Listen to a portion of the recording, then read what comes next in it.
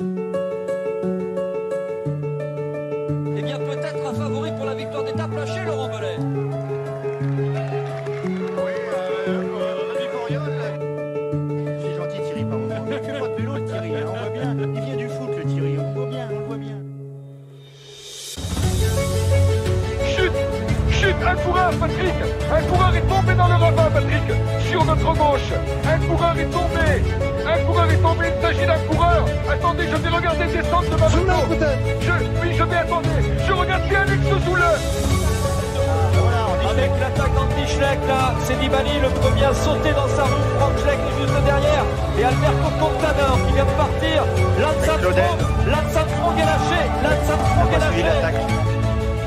Et il est littéralement à pied, comme on dit, dans les milieux cyclistes, alors que tout le monde le passe.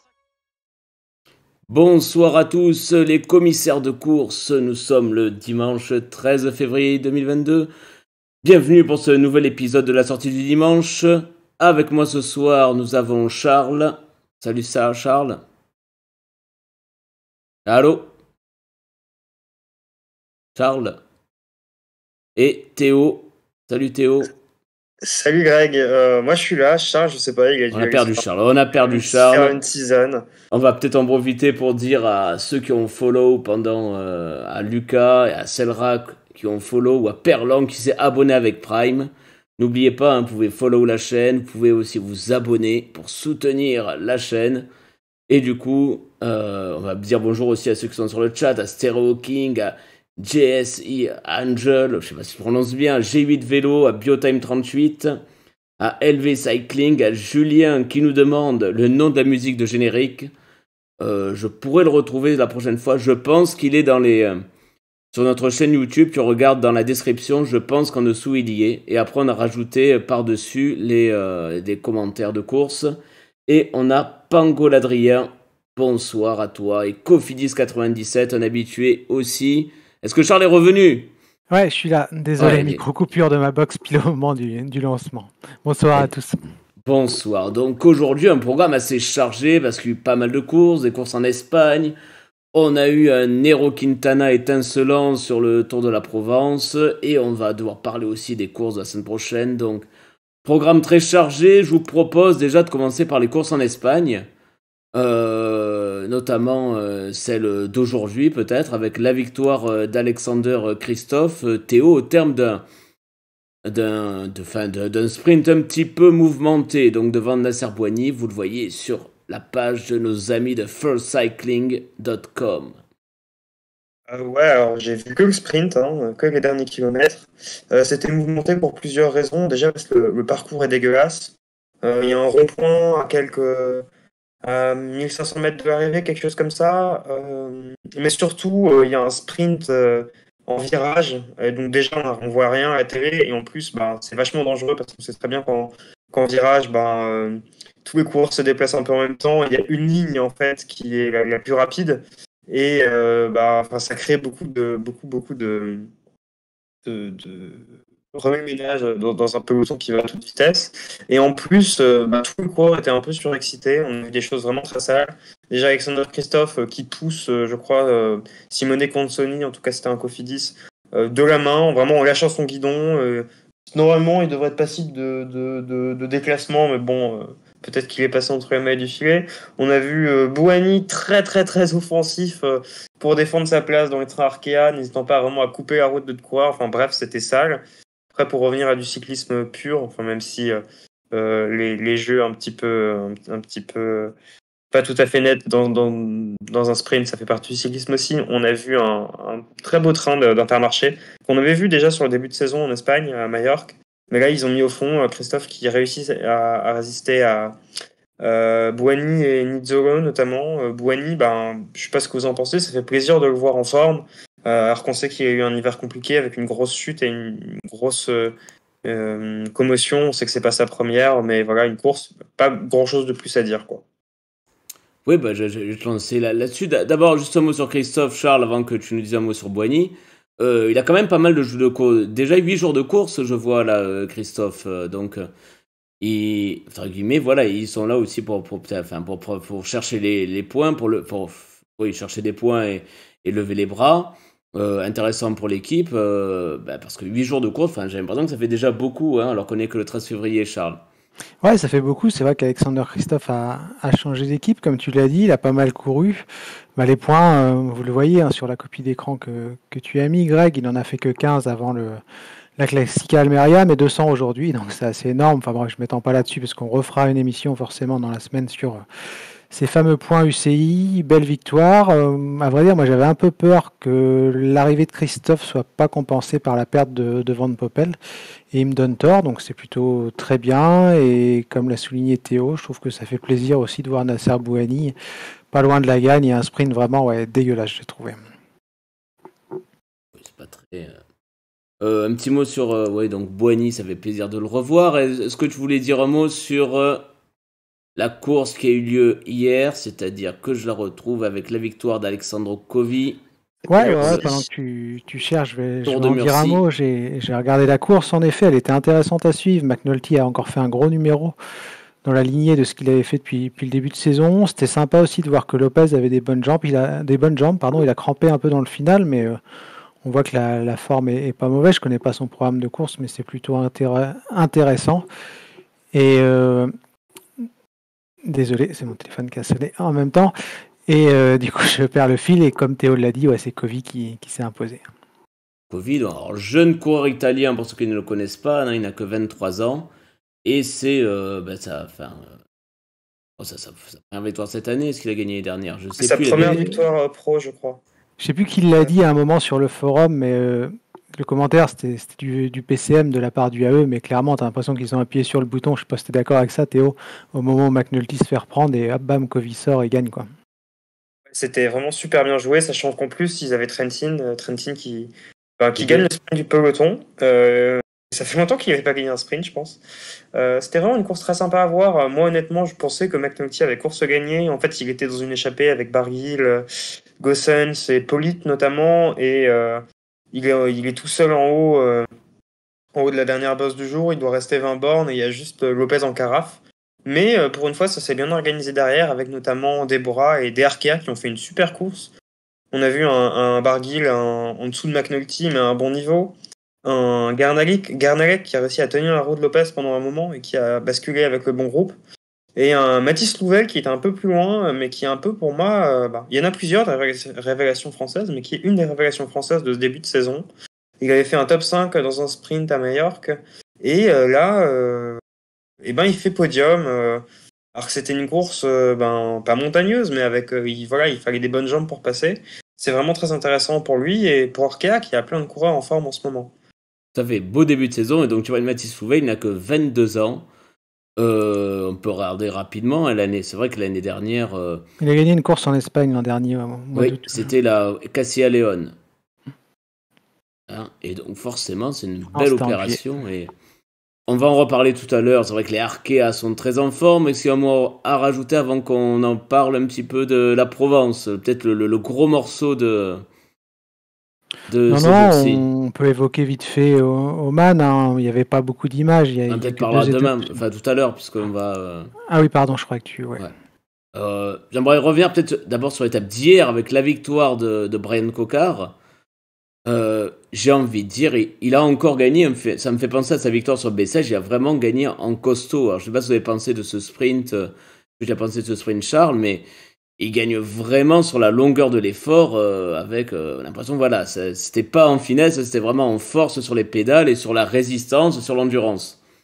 Ouais, très costaud, Brian Cocard. On a l'impression qu'il est vraiment retrouvé, qui prend plaisir à participer aux courses et il a retrouvé de la force et de la puissance. Et c'est vraiment intéressant à voir. Puis comme on le voit très bien sur le classement que tu nous as mis, il bat pas des peintres. Derrière lui, c'est Philippe, Ganna, Latour, Desmar et Quintana. Donc c'est pas non plus des néo-pros. Je pense qu'il va faire une belle saison, Cocard. Enfin, j'ai l'impression en tout cas. Et franchement, ça fait plaisir parce qu'il n'avait pas gagné depuis à peu près 1 an et demi. Et là, il enchaîne 2 beaux succès d'étape. Donc moi, j'ai hâte de le voir s'il a du punch comme ça sur des courses d'un jour, voir s'il arrive à la mettre au fond. Et pourquoi pas sur des étapes difficiles. Il aura un calendrier qui lui permet d'avoir accès au World Tour. Je pense au Tour de Catalogne ou à d'autres épreuves dans le même genre. Et pourquoi pas, s'il a la même force, aller en claquer sa première en World Tour. Pangol Adrien qui fait remarquer, un peu comme à chaque fois que maintenant Brian Cocard va gagner, que évidemment c'est du côté de BNB que on doit un peu avoir un peu de sel, on va dire, un peu les larmes de voir Cocard gagner. Je vais pas dire si facilement. Mais il y a pas mal de sel chez BNB en ce moment, parce que je sais pas si vous avez vu l'interview de Didier Rousse tout à l'heure, où limite il reprochait au mec d'avoir roulé derrière lui hier, quoi. Enfin, voilà. On pense faut les laisser tout seuls, les laisser gagner bien gentiment, mais c'est pas trop ça le vélo, quoi. À noter, Théo, est-ce qu'on peut dire aussi un mot de la Cofidis qui avait aussi bien amené quand même Cocard hier? Ouais, un super travail de l'équipe. On les a vu rouler très tôt et j'étais un peu inquiet, surtout qu'au final, il reste plus grand monde pour Cocard au kilomètre. Mais il y a Pierre-Luc Perrichon qui joue super bien le coup, qui part devant et qui oblige un peu, je crois que c'est un équipier d'Alaphilippe, si je dis pas de bêtises, qui l'oblige à rouler et ça évite d'autres attaques en fait. C'était vraiment bien joué plutôt que d'attaquer lui-même. C'était Vervac, je crois. Ouais. Et vraiment, Cocard, il a dit en interview, il avait peur de perdre, il avait peur de se faire enfermer, donc quand il a vu Pierre Latour déborder sur sa gauche, il l'a suivi. Il lance de très loin, il lance à 250 mètres. Déjà sur le plat, 250 mètres, c'est un peu long. Là, c'était du faux plat montant, mais il a une force impressionnante. Et une petite question que j'aimerais vous poser, est-ce qu'il n'aurait pas un tout petit peu changé de registre, Cocard? Alors, on l'a toujours connu bon sprinter qui passe bien les bosses. À une époque, oui, il était très fort sur les sprints en côte, mais là, ça fait 2 fois qu'il gagne dans des efforts, clairement des efforts de puncher, quoi. Est-ce que ça serait pas un peu là? Et sachant qu'en plus, ce qui est bien pour lui, c'est que j'ai l'impression que ce genre de finale est de plus en plus présent dans les courses de cyclisme moderne. Et les organisateurs, ils vont toujours chercher une petite côte comme ça, à un endroit. Est-ce que ça serait pas sa nouvelle spécialité plutôt que les sprint purs, et aussi son occasion de gagner en World Tour, parce que honnêtement la classe de ces 2 victoires, et quand on regarde les mecs qu'il a alignés, il peut y croire pour une victoire en World Tour, je pense. Je suis assez d'accord, surtout dans le style des victoires. C'est vraiment sur des efforts finalement plutôt longs qu'il s'impose, et vraiment en résistance, parce qu'on sent que ce soit à Bessèges contre Pedersen ou là c'était face à Alaphilippe, ça appuyait vraiment fort sur les pédales. Charles, parce que tu en penses?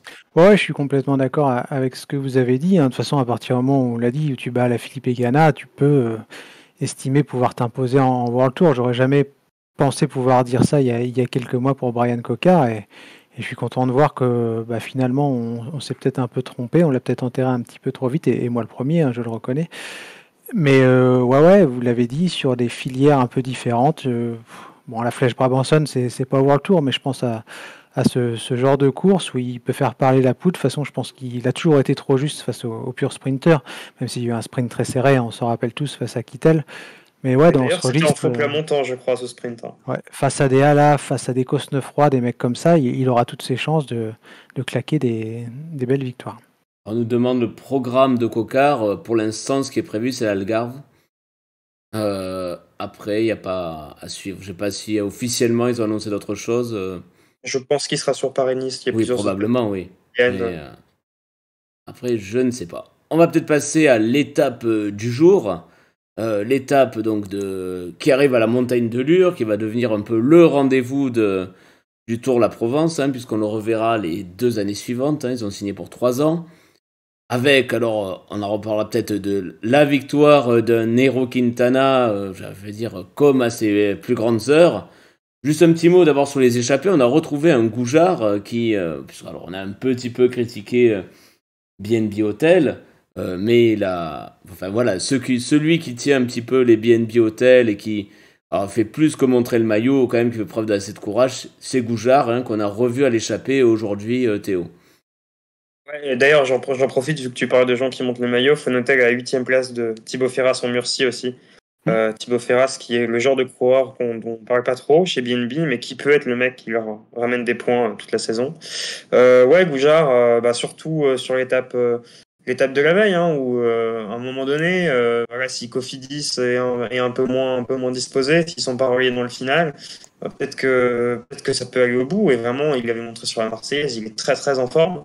Aussi aujourd'hui dans l'échappée, j'aimerais bien qu'on note la course de Beaumarchais, qui est un gros gabarit, qui est l'avant-dernier rattrapé. Il est juste déposé par Romain Combo, qui est pas un trade mais qui est quand même un coureur World Tour. Franchement, pour un néo-pro, on l'a aussi vu plusieurs fois dans ce début de saison.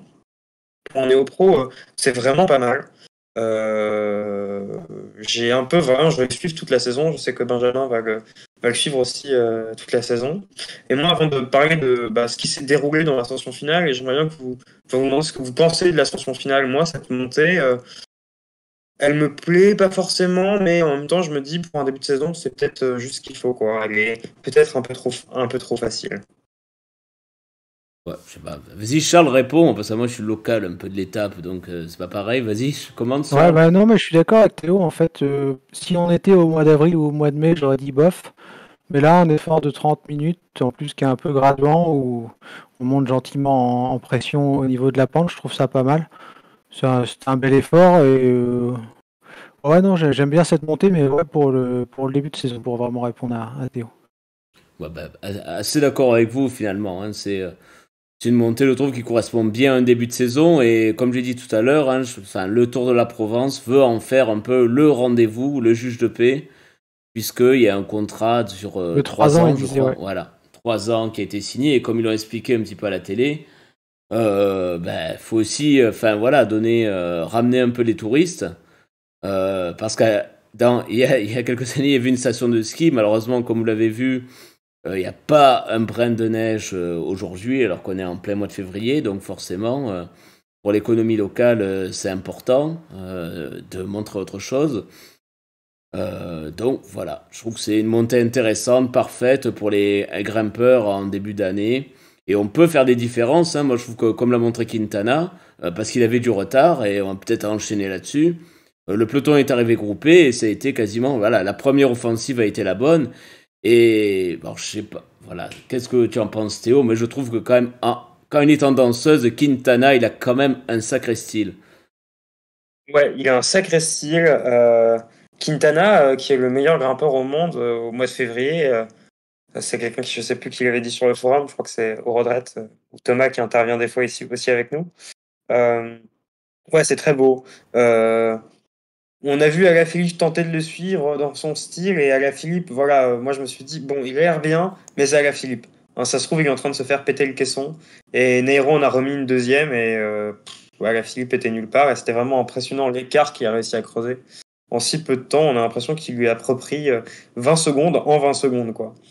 C'était vraiment très beau. Alaphilippe, pour revenir sur lui, parce que c'était un peu le prétendant français à la victoire. Je ne sais pas ce que vous en avez pensé. Moi, je suis pas déçu. Je pense honnêtement, il a une belle forme. Hein, il fait quand même deuxième au général. Par contre, je comprends pas pourquoi. Mais ça, c'est son côté un peu chien fou. Dans ce genre d'arrivée, il sait très bien qu'il n'est pas au niveau des meilleurs grimpeurs. Pourquoi il s'obstine à vouloir absolument coller à leur roue plutôt que, bon, c'est pas très beau, hein, mais de faire la montée au train jusqu'à y arriver. Bon, c'est simple à dire depuis mon canapé, mais c'est pas la première fois où il fait ça, où il tente de suivre jusqu'au bout avant de péter totalement. Ça me rappelle son Tour de France 2019 où sur l'étape où Pinot fait tout péter, pas le Tourmalet, Alaphilippe tente de le suivre avant de se faire lâcher par tout le monde parce qu'il s'est fait exploser le caisson. Voilà, Alaphilippe, je pense que ce sera jamais un coureur de grand tour parce que ou même de vraies courses par étapes, entre guillemets, parce que voilà, il n'a pas envie de gérer, en fait, il n'a pas envie de courir en s'économisant. Et voilà, c'était un peu ce que je retenais de sa montée à lui, quoi. Merci, salut au passage à Harmonica7 qui poste pour la première fois sur le chat. Ah oui, moi aussi, alors j'ai vraiment l'impression d'avoir vu le pétage de caisson en voulant, il se fait exploser vraiment Alaphilippe en suivant le rythme d'abord de Quintana puis de Sosa. On sent bien qu'il force et on voit, ça soit vraiment sur son visage Alaphilippe qu'il était vraiment à bout et qu'il se faisait vraiment péter le caisson, Charles. Ouais, on l'a vu très vite que ça allait être très compliqué, mais est-ce qu'il était vraiment intéressé par la victoire au classement général ou est-ce qu'il a voulu faire des efforts, voir comment les jambes répondaient sur des accélérations, parce que j'imagine que c'est des choses qui sont aussi travaillées à l'entraînement, mais ça ne remplace pas la compétition, donc peut-être qu'il s'est dit allez je tente et on va voir, comme ça je pourrais à peu près me situer, et je l'ai pas trouvé, j'ai pas trouvé qu'il ait tant explosé que ça, parce que quand Sosa revient dessus et qu'il le lâche, je Je me dis là c'est terminé, il va à peine s'accrocher au groupe et au final j'ai l'impression qu'il s'est remobilisé, qu'il voulait recontinuer à faire des efforts parce qu'à un moment il demande à Van Wilder de rouler donc il n'était pas si cramé que ça, je pense qu'il s'est juste un peu trop mis dans le rouge et que finalement c'était pas si mal que ça je trouve pour Alaphilippe. Enfin, je l'ai vu faire des plus gros pétages de caisson. Et bonjour à Perlan. Oui, juste bonjour à Perlan sur le chat et encore merci puisqu'il s'est abonné avec Prime. Vas-y Théo. Ouais, pour répondre à Charles, je pense que c'était un peu des deux. Clairement, il a dit avant que ça commence que oui, tout le monde l'attendait toujours, mais qu'il était en reprise, qu'il était content de son niveau, pas surpris, ni en bien ni en mal. Et voilà, je pense que il n'aurait pas craché sur une victoire, mais bon voilà, il termine deuxième au général, il va pas pleurer en rentrant chez lui, quoi. Et pour revenir sur Quintana, il était très fort, mais moi il m'a pas fait la même impression quand je crois que c'était en 2020, non, ou en 2000. Je sais plus en quelle année c'était. C'est 2020, ouais, je crois. En 2020, où il éclate tout le monde sur le Ventoux, mais vraiment, il éclate tout le monde sur le Ventoux et il fait une perf digne une des meilleures perfs de la décennie en montagne, quoi. Et là, il m'a semblé très fort, mais pas aussi fort qu'il y a 2 ans. Et on sait très bien qu'il avait fait une mauvaise saison au final. Et je me dis que c'est peut-être pas une mauvaise chose pour lui. Voilà, peut-être qu'il en a encore sous réserve et qu'il est en train de progresser. Et donc, voilà, ça me donne envie de voir Nairo Quintana plus tard dans la saison, quoi, ce qu'il peut donner. Après, il part à quoi 4 km de l'arrivée environ? Ouais, c'est pas aussi dur que le Ventoux. Ouais, non, mais il met quand même 40 secondes à tout le monde, c'est quand même pas mal. Après, c'est pas non plus des grands grimpeurs qu'il y a derrière, quoi. Et pas non plus c'est pas non plus la montée la plus dure. Et donc derrière, j'ai envie de dire, on a on a vu quoi, un peloton de jeunes loups, de jeunes louveteaux avec Skelmose, Jorgensen, Sosa, Van Wilder qui suivent, avec la bonne surprise de Gelbrey-Gazière, je sais pas si je prononce très bien, de la Trek. C'est bien aussi, voilà, sur ces courses de reprise, eh bien, de voir que les jeunes coureurs qui se font aussi leur place, Charles. Ouais, c'est intéressant. Je vois LV Cycling qui nous dit qu'il aurait aimé voir Van Wilder jouer sa carte. Je pense que ça aurait plu à pas mal de suiveurs parce qu'on est un paquet à suivre son arrivée chez Quick-Step et notamment ceux qui jouent à Rivals Manager, ça, on le sait tous les trois, mais il y aura d'autres opportunités, faut pas s'inquiéter pour Van Wilder. La concurrence en montagne chez Quick-Step est pas non plus phénoménale, mais il a été intéressant et après derrière Ivan Sosa, il fait du Ivan Sosa, quoi.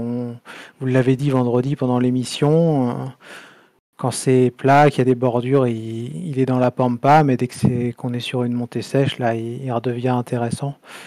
Belle perf de Jorgensen, et puis pour Skelmose, je vais laisser la main à Théo, parce que je crois que j'ai pas trop envie d'en parler.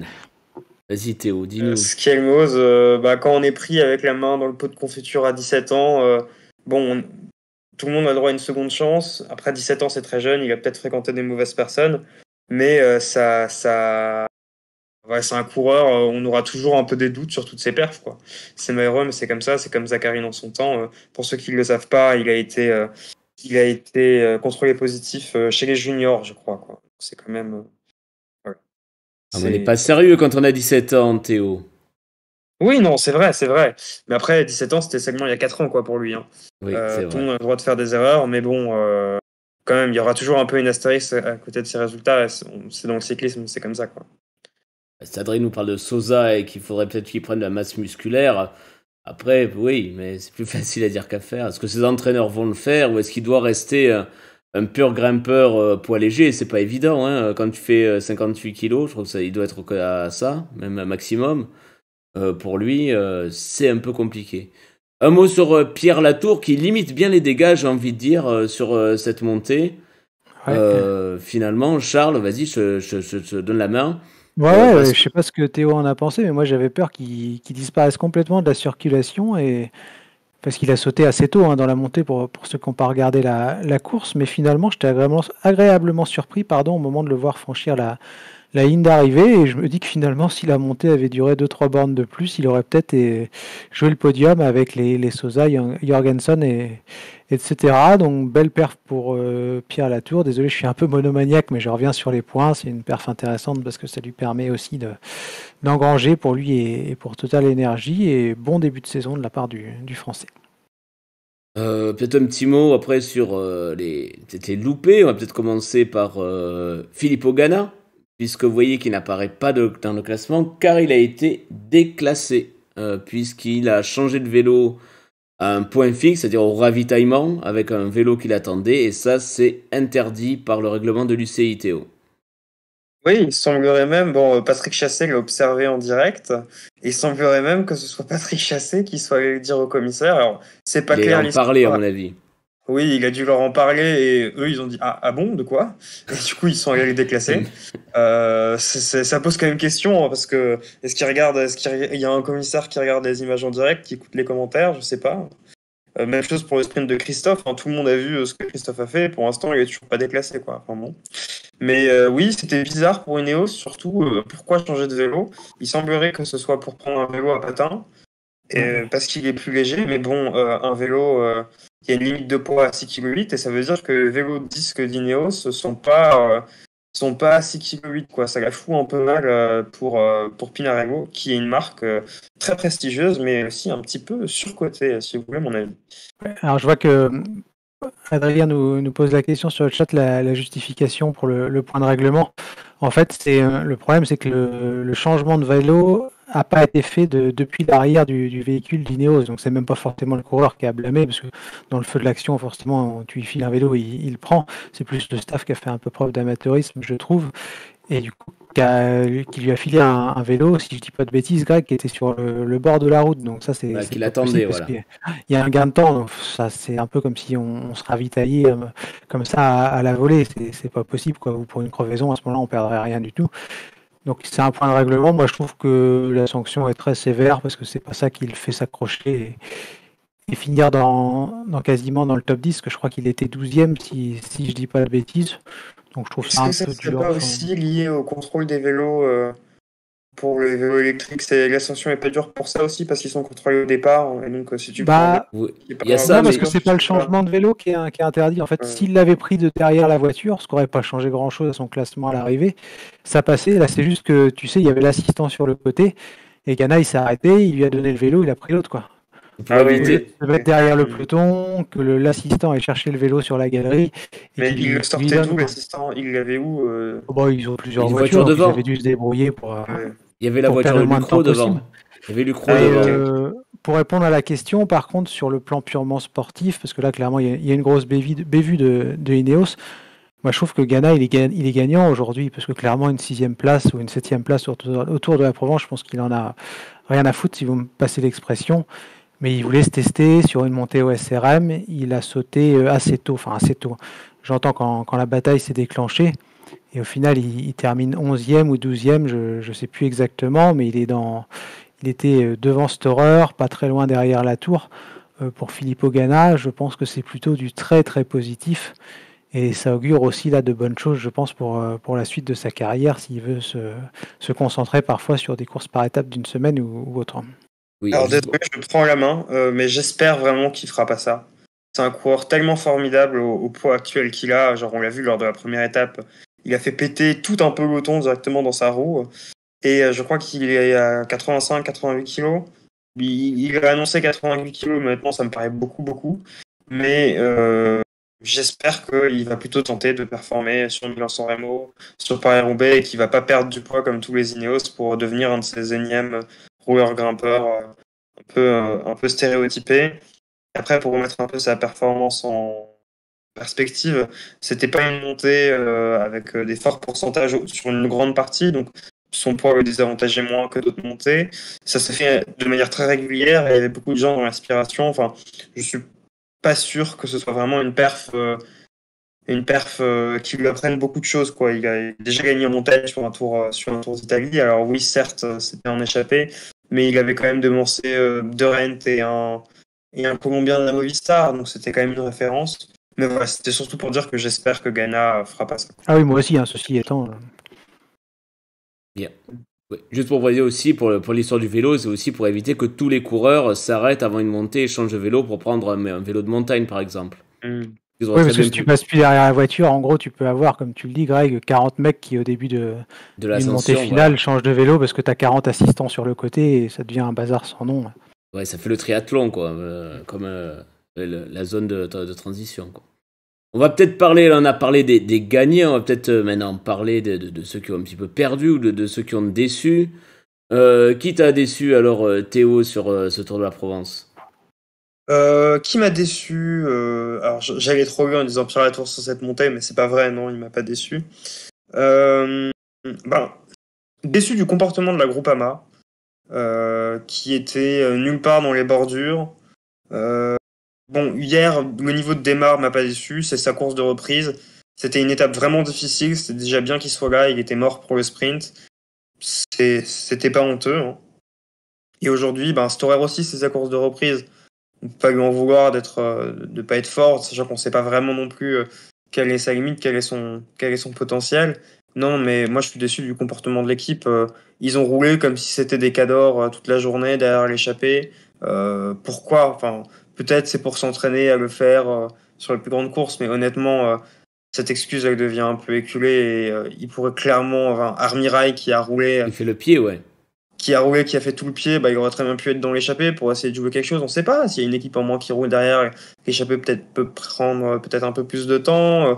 À part Arkea qui aurait voulu qu'il y ait des bonifs en haut, je ne sais pas. Mais en tout cas, moi je trouve ça décevant de la part de l'équipe qui semble toujours un peu bridée par ces schémas qui ont fait son succès, faut le rappeler. C'est grâce à ça que la Groupama est devenue pas une des meilleures équipes du monde, mais solidement une équipe de milieu de tableau grâce aux perfs de Démarre, de Pinot. Et d'une équipe entièrement dévouée pour eux. Mais quand on n'a pas un coureur du niveau de Démarre, de Pinot ou de Godu, faut pas courir comme ça en fait. C'est aussi ton avis, Charles, plus que les coureurs en eux-mêmes, c'est la stratégie qu'il faut, qui déçoit jour après jour, j'ai envie de dire. Ouais, je vais en dire un mot parce que d'habitude je présente, donc j'ai pas l'occasion de le faire, mais c'est même pas méchant d'ailleurs, hein, je le précise parce que des fois les gens se vexent assez vite quand il s'agit de la Groupama FDJ, mais Théo l'a dit, t'as l'impression qu'ils sont incapables de sortir du schéma qui est le leur depuis une décennie ou 2 décennies et que rien n'est grave. En fait, j'ai écouté l'interview de Thierry Bricot et je sais plus qui était le deuxième DS dans la voiture hier. T'as l'impression que tout va bien, en fait, il n'y a pas de souci, on gagne pas, on est mauvais, mais faut laisser le temps au temps, la saison est encore longue. Bon. Discours de Marc Madiot, c'est pareil, j'ai l'impression qu'il vit dans un monde un petit peu parallèle où il fait des discours sur le débarquement à des jeunes de 20 ans, je pense qu'ils sont morts de rire plus qu'autre chose, mais bon, c'est un autre problème, mais t'as l'impression qu'il y a un énorme décalage générationnel, en fait, et pour ça, je l'ai dit, et je sais que beaucoup de gens ne sont pas d'accord. Pour moi, le groupe AMFDJ, ils ont beaucoup de chance d'avoir des sponsors qui sont très conciliants et qui ne mettent pas la pression, parce que sinon, il y aurait eu un coup de ménage fait depuis longtemps. Et pour moi, ce serait la meilleure chose qui puisse arriver à l'équipe. Une équipe que j'aime bien, d'ailleurs, à la base. Bien. Est-ce qu'il y a d'autres choses à dire sur la course ou sur un coureur en particulier? On nous dit, Stero King est d'accord avec toi, aucune remise en question chez FDJ, c'est aussi un petit peu mon avis. Finalement, si on va peut-être laisser plus la chance à des jeunes coureurs, un peu plus des coureurs aux dents longues. Enfin, Théo l'a dit, pourquoi personne dans l'échappée dans ce cas-là? Et tant pis, ça va pas au bout, mais au moins pour tenter. Voilà, c'est vrai que certains schémas de course sont peut-être un peu décevants. Ouais, juste un mot pour les coureurs. J'ai vu passer sur le chat, on parlait de la performance de Tristan Delacroix. Je ne sais pas ce que vous en avez pensé, les gars, pardon, mais j'ai trouvé que l'équipe Nice Côte d'Azur Métropole a fait une belle course. On les a vus souvent à l'avant. Bon, Mif Sud a fait une espèce d'attaque boomerang hier, j'ai pas trop compris, mais en dehors de ça, je les ai trouvés pas mal sur l'ensemble de l'épreuve. C'est d'accord, parce que c'est vrai que c'est qu'une équipe Conti à dire, c'est entre guillemets la troisième division, pour comparer. Et ma foi, on les a vus, je trouve, largement à leur avantage dans les échappées. On pourrait rajouter même les Saint-Michel Aubert 93, puisque Joris Delbov, on l'a vu aussi à son avantage, j'ai trouvé. On a vu Rossetto devant, on a vu encore De Beaumarchais aujourd'hui. Donc plus globalement, je trouve que pour les Conti, c'est pas mal. Parce qu'on a l'occasion de les voir, que ce soit sur Bessèges ou ici, ou la Marseillaise, donc ça c'est un point positif. On nous parle d'AG2R aussi sur le chat. Aurélien Perrepin, j'ai trouvé un peu en deçà. Bon, il est encore jeune, hein, mais je l'attendais un petit peu mieux. Je sais pas, Théo, si tu le voyais aussi, toi, un peu mieux que ça. Parce qu'on a perdu Théo. Non, je suis là. Paré Peintre, c'est un peu le gars qui progressait chaque saison, qui a toujours été très régulier, qui est intéressant en plus parce qu'il a une belle pente de vitesse, mais il semble vraiment vouloir se concentrer sur les courses de classique. Mais je sais pas, il s'est peut-être juste un petit peu raté. Je crois qu'il s'est pris une tôle en début de saison. Donc voilà, il a peut-être un petit retard de forme par rapport à ça. Je l'attends vraiment sur les courses sur le tour pour voir s'il continue à progresser ou s'il reste en second rideau, quoi, et où il se battra pour des fonds de top 10 au mieux, quoi. Pardon, j'avais le travers. Il y a un coureur, Ethan Hayter, les gars, je sais pas ce que vous en avez pensé, mais je l'ai trouvé transparent. Il était tellement fort et tellement prometteur l'an dernier. D'accord, il a pris la bordure en première partie de course, mais aujourd'hui, enfin, je sais pas vous, mais moi, je l'attendais quand même vachement mieux que ça. Et hier, pareil. Hier aussi, d'ailleurs. Moi, je l'attendais surtout hier. Aujourd'hui, c'était quand même long. Il a fait un très bon prologue et incompréhensible parce que pour faire un prologue comme ça, il faut être en forme. Et hier, il s'est fait lâcher dans la descente, je crois. Bon, il était peut-être pas très concerné. Ouais, oui, tu as raison, parce que c'est vrai que alors que c'est un coureur qu'on attendait, certains l'avaient mis parfois dans les favoris de la course, et pour le coup, ça n'a pas duré très longtemps. Le prologue, oui, mais après, voilà. Mais comme le dit Théo, c'était plus hier qu'il aurait pu, c'est un profil qui lui ressemblait plus qu'aujourd'hui. Est-ce que vous avez autre chose à rajouter sur le Tour de la Provence ? Non, dans les déceptions, j'ai pas regardé la fin du classement parce qu'il y avait pas mal de boulot à préparer avant l'émission, mais j'ai vu que Pierre Rolland avait abandonné, j'ai pas compris non plus.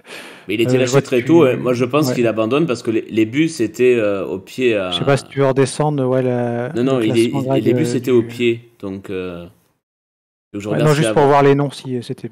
Il a abandonné, attends. Hop. Ouais, il a abandonné, mais c'était pour voir les noms des derniers, en fait, s'il y avait des coureurs qui avaient sous-performé, parce que j'ai pas eu le temps de tout regarder. Pas de grosses surprises. Mais non. DNF, oui, ceux qui ont. Les DNF, ceux qui sont arrêtés. Au pied de la bosse. En fait, ouais. C'est pour ça que. Certains, ouais. Un peu décevant. Alors, Pierre Rolland, oui, de toute façon. Après, ils ont dit aux commentaires qu'on le voyait surtout au mois de mai, juin, juillet, mais. Ouais, ça dépend ce qu'on en attend, mais c'est un peu triste. C'est un coureur qui a fait rêver pas mal de monde quand même, Pierre Rolland, et ça ressemble quand même à une fin de carrière un peu en autre boudin, quoi, je trouve. Ouais, c'est dommage parce que voilà, c'est un profil d'étape qui aurait pu l'intéresser. Un dernier mot, Théo, ou on passe peut-être à Oman ? On peut passer à la suite, si tu veux. On peut passer donc au Tour d'Oman avec aujourd'hui, on va dire, là, c'est la première étape vallonnée après des étapes, on va dire, plutôt plates. Et la victoire de Fausto Masnada de la Quick Step. Alors j'ai envie de dire, enfin, il prend le maillot, même si c'est le favori finalement, donc pas vraiment de surprise, Charles. Ouais, non, pas vraiment de surprise. Vu la start list, oui, en effet, j'ai regardé la fin de l'étape ce matin, parce que ils arrivaient de bonne heure à Oman aujourd'hui, comme il y a 3 heures de décalage. Il a une 7 d'avance, il a fait un beau numéro, vu la montagne verte, je pense pas qu'on puisse le reprendre. Quoi dire sur la course ? Je prends la main parce que je crois que Théo, t'as pas eu l'opportunité de regarder. J'ai vu l'arrivée pour Puncher Grimpeur d'hier gagne devant Hirt et Charming intéressant d'ailleurs parce qu'il fait un top 10 au Saudi Tour. Tu l'as dit, Théo, il gagne en costaud. Aujourd'hui, je l'ai trouvé un peu nerveux, mais bon, c'est logique, hein, c'est un néo-pro. Moi, j'aurais laissé les autres travailler, mais bon, il avait l'air un peu nerveux, je trouvais. À vrai dire, Masnada m'a pas fait une super impression sur l'arrivée que j'ai vue hier. Et aujourd'hui, de ce que j'ai lu, il est pas parti en facteur, mais un peu. Je pense pas parce qu'il est fort, mais parce que derrière ça collabore pas. Et alors que notamment il y avait deux DSM. Donc c'est pas dit. Bon, la montagne verte c'est pas super dur, mais c'est pas dit qu'il soit devant demain, quoi. Je pense qu'il gagne en règle générale, mais Charmy qui a une chance, ou Yann Hirt aussi, qui est un bon grimpeur, peut-être un peu moins puncher. Voilà.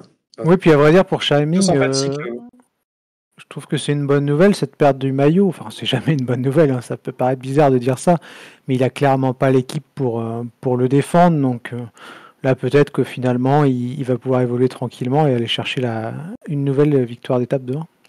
On peut faire un petit point français sur cette course. Il y a Vauquelin qui a gagné troisième aujourd'hui, donc c'est aussi peut-être à 20 ans seulement. Un Normand, Charles, comme toi. Ouais, il a couru avec mon petit frère, en plus, pour tout dire. Je l'ai vu chez les Benjamins quand il courait avec lui, donc c'est assez rigolo. Et bienvenue à Flowtech qui vient de follow. Donc vas-y, tu voulais dire un mot sur les Français, Théo? Ouais, Vauquelin, c'est un rouleur à la base, mais déjà l'an dernier, il a montré qu'il commençait à bien grimper. Un peu déçu par Elie Gesbert, qui en ce début de saison semble à chaque fois se faire péter le caisson. À des moments, il était pas mal hier, mais aujourd'hui, il a suivi l'attaque de je sais plus qui, mais il y avait notamment Charmig, et finalement, il a pété et il termine un peu loin. En coureur français à noter, il y a Hugo Page qui fait des places pas mal, et qui est pas mal dans le top 20. Bon, la course le plateau est pas hyper relevé, mais c'est sa première course chez les professionnels et il se montre et il montre pourquoi il méritait d'aller directement voir le Tour. Et moi, j'aimerais bien, en tant que fan de la Groupama, parler un petit peu de Paul Penouette, qui a fait des sprints corrects les 2 premiers jours. Oui. Mais c'est lui le meilleur de l'équipe, de toute façon, que ça soit en montagne ou au sprint. Et voilà, je voulais insister là-dessus, qui est pas largué dans les bosses, quoi. Ouais, j'ai vu ça aujourd'hui, j'étais surpris justement, Théo. Tu vois, je suis allé voir le classement et je me suis dit, tiens, Penouette, il est pas si mal. 31e aujourd'hui. Et ça peut être très intéressant pour sa carrière, quoi. Voilà, si t'es un sprinter qui peut être là dans un groupe de 40, tu vas gagner beaucoup de victoires. Mais ça aussi, désolé, je reviens dessus, mais c'est vachement symptomatique du manque de profondeur de l'effectif.